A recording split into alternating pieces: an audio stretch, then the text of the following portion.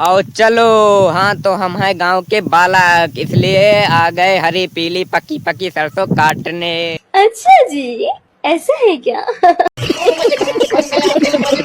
हाँ तो अब ना होए तनिका लेट, यही से हटा सबसे पहले तहार सबके स्वागत करी सबसे हट के।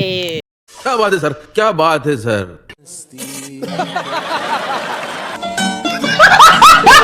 जब सरसों नित्ता बोई रहा थे तबन तो आवत है काटे में मजा, लेकिन जब गेहूं से एक एक ठी बिना का पारा थे तबन तो मूड हो जाते है खराब।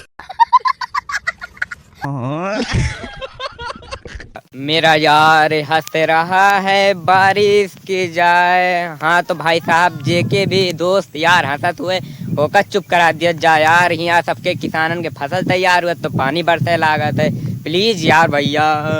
तू समझा?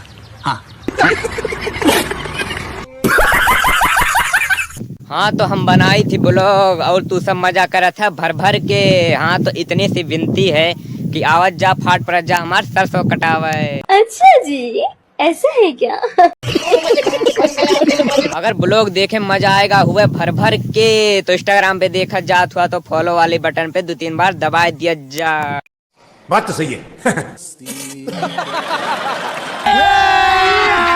अभी मजा आएगा ना भिड़ो। और यूट्यूब पे देखा जात हुआ तो लाइक सब्सक्राइब करके हमका चाप चुप के आगे दिया जा बढ़ाए।